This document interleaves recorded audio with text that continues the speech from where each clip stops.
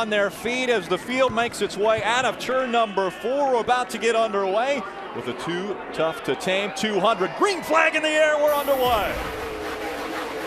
A drag race into turn number 1. Casey Kane and Cole Witt.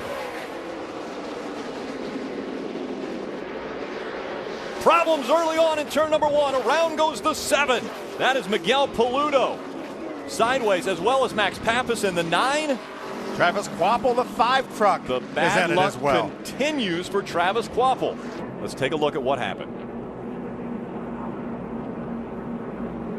Looks like the 50 truck of TJ Bell got in the left rear quarter of Travis Kvapil, but that's actually aftermath. There was a situation that happened in front of this right here. You see Miguel Paludo in the 9 of Max Pappas around. It's almost like something happened up in front of these drivers here that caused them to start stacking up, though.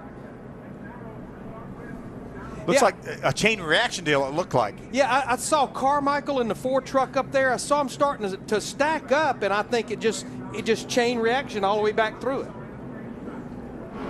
There's an onboard from Timothy Peters got into the left rear quarter pedal top out, and that may have seized them up enough for that aftermath. I think that's exactly what started it. It all started up in front of them. There's Ricky Carmichael's onboard camera. You see right in front of them, truck's already into the outside wall, sliding down the racetrack. Ricky does a nice job getting by on the outside. There's another view. That's David Starr, the black truck that was against the wall. He got into the 7 truck of Miguel Paludo, but I think exactly like we were talking about when we saw that contact earlier between the 30 truck of Ty Bodine and the 17 of Timothy Peters. I think that slowed the field down enough that then it was a chain reaction. Bending a little bit slower on the bottom of the racetrack. We're 13 laps into this race, and we've got caution.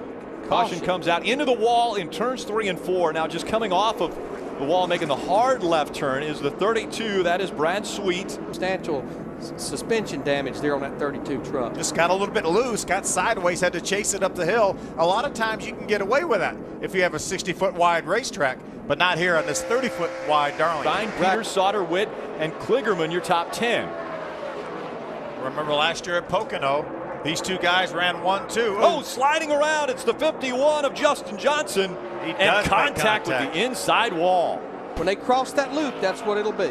Take another look at why the 51 went around. See him on the inside. He's going to go to the inside of the 1 of Jeffrey Earnhardt coming off turn number 2. Coming off such a great finish at Phoenix a week or 2 weeks ago. Got his left sides down on the flat of the racetrack. Remember, that looks like raceable surface down there. It's the apron. Basically, it's banked a lot less. Oh, up into the wall is the 8 of Nelson Piquet Jr. He makes contact once again with the wall. Yeah, he had made contact with Parker Kligerman, and now we got Jason White in a 23 and Joey Coulter in a 22, and they make hard contact on the back straightaway. 6 caution comes out. And come this quick after a caution. This is the contact that we were talking about. You see the 8 truck of Nelson Piquet just gets up into Parker Kligerman in the 29. Kligerman has to roll out. And I think that tire deflated on that 8 truck. He got on the outside wall. And then when these other trucks came off the corner here, I think they took evasive moves, and somehow Jason White in the 23 got involved. There's Ricky Carmichael's onboard camera. There's Travis Kvapil, the 5. See those 2 trucks get together, the 8 and the 29. Ricky's going to jump to the inside, follow Travis Kvapil along the inside.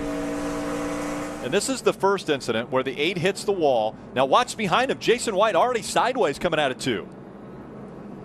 Joey Coulter in the 22 tried to check up. He gets sideways, and they end up hitting each other, getting together at the bottom of the racetrack. This is Nelson Piquet's onboard.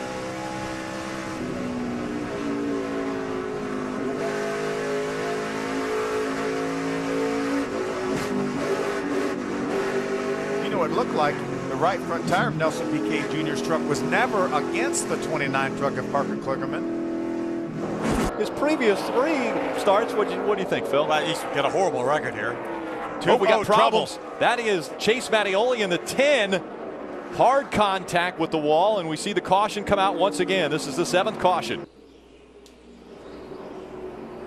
Saw a bunch of sparks before that truck went into the outside wall. It makes you think that maybe he cut down a right front tire broke something on the right front suspension. It looked like it never turned. This is earlier in this same turn here. Not only did Chase Mattioli have problems, but we had a bit of a problem of our own here. Watch we our had camera problems. lens. And this was a live shot. We saw it actually happen when it happened. I think it was Ron Hornaday that did it. I think we need to send him a bill. I'm not so sure he didn't throw something out the side window of that truck. He might have. Right at us.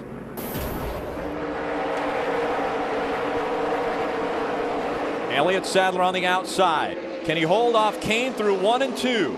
I don't know if those 2 tires are going to be a match for the 4 tires on Casey Kane's truck.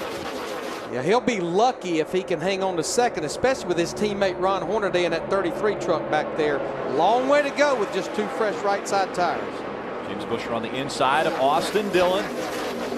You can see right there, Hornaday was just able to drive that thing down into turn 3 and 4. Trouble. Ricky Carmichael into the wall coming out of turn 4. The field spreading. We've got a problem behind him too. It looks like 2 trucks maybe slapped the wall. And hard hit by Johanna Long as they crossed the stripe. Also involved was the 8 of Nelson Piquet Jr. Just watch for Ricky Carmichael right up your screen. It looks like he just got a little bit loose. Got a little bit too high, overcorrected, hard in the outside wall. You see that the 20 truck here coming with all the sparks. Yep. And you can see how much damage she already had to the right front of that truck. And she was trying to drive to the inside of that truck, and I'm not sure that truck would steer very well. It was Nelson Piquet Jr. that hit the wall, and then Johanna Long looked like she cut the right front tire on Nelson Piquet Jr.'s truck. Taylor Malsom does an incredible job avoiding Ricky Carmichael.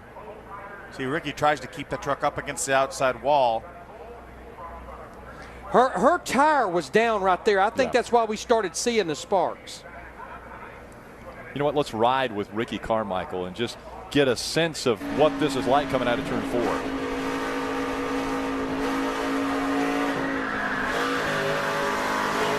heard the tire start squealing there when he lost control of the back of that truck.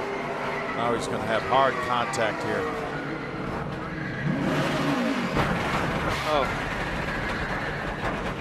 Looked like Ricky was going to gas it up and try to move away just before Johanna Long made contact. Johanna Long climbing out of the number 20. That's a great sign. Johanna Long.